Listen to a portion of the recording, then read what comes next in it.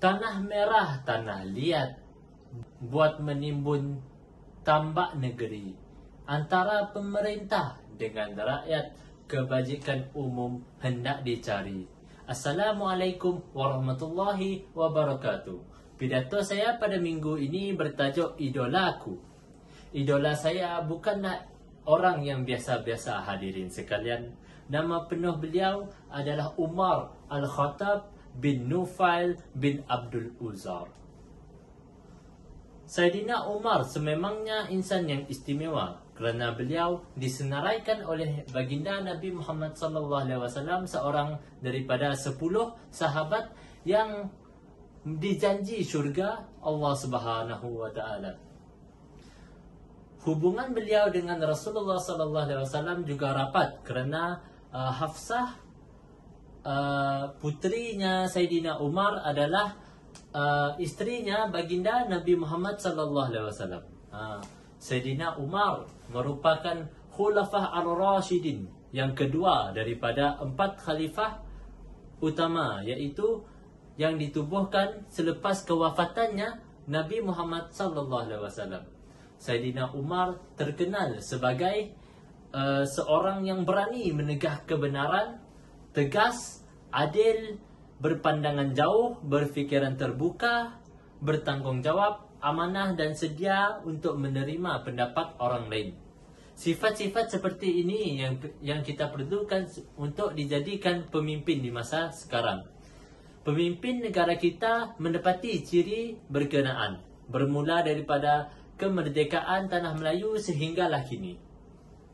Setiap Perdana Menteri ada fokusnya tersendiri, tetapi ia di bawah satu wawasan yang besar untuk menjadikan negara kita aman, makmur, sejahtera dan mampu disaingi dengan warga dunia, selain memastikan negara diperintahkan dengan acuan kita sendiri. Ciri kedua pemimpin hebat seperti ditonjolkan Saidina Umar radhiyallahu anhu ialah keberanian menerjui perubahan dan inovasi, kerana penetapan takwim sejarah ialah satu inovasi. Sistem pentadbiran negara juga ditambah baik pada zaman beliau. Sistem gaji untuk tentera, pekerja kerajaan, sistem pos, pemulaan jawatan polis dan kawal keamanan kota khususnya pada waktu malam, serta pemantauan dan kawalan ketat terhadap urus niaga di pasar ialah sebahagian inovasi dan pembaharuan beliau. Pemimpin masa kini jika mahu menjadi pemimpin yang hebat, perlu meletakkan inovasi dan pembaharuan sebagai agenda kepimpinan. Perlu terbuka kepada idea yang luar dari kotak, berani mencuba sesuatu yang baharu dan dapat menyelesaikan isu atau masalah yang dihadapi rakyat dan negara. Ketiga, Umar amatlah amanah dan berintegriti. Ketika beliau parah ditikam, Umar sempat berwasiat supaya khalifah selepasnya ditentukan oleh syura yang terdiri daripada sahabat-sahabat yang dijanjikan syurga Allah Subhanahu Wa Taala. Walaupun begitu, beliau mengarahkan Said Zaid digugurkan daripada senarai calon bakal khalifah kerana Said mempunyai kaitan kekeluargaan dengan beliau.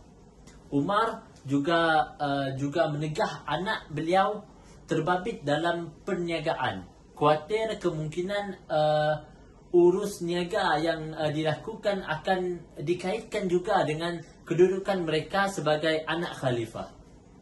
Pemimpin hebat masa kini dan masa yang akan datang perlu memiliki amanah dan integriti yang tinggi. Perlu ada pegangan akidah yang kuat bahawa Allah sentiasa melihat apa yang dilakukan oleh mereka. Suatu hari seorang wakil negara asing datang ke Madinah untuk bertemu dengan Umar. Beliau dapati Umar sedang tidur.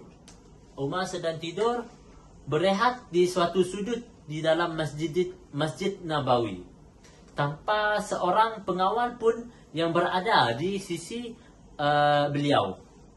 Dan dalam kekaguman beliau tadi, dalam kekagumannya beliau mengungkapkan kata-kata ringkas yang benar-benar menggambarkan Sayyidina Umar, yaitu sesungguhnya engkau telah adil dalam pemerintahan, maka tidurlah engkau penuh dengan keamanan. Sebagai kesimpulan, kita haruslah menerapkan sifat-sifat yang ada pada Sayyidina Umar di dalam diri kita semua. Akhir kata dari saya, pohon berangan tempat bertemu, girangnya rasa si anak dara. Baliklah tuan membawa ilmu, binalah bangsa, bangunkan negara. Wabillahi taufiq wal hidayah. Wassalamualaikum warahmatullahi wabarakatuh.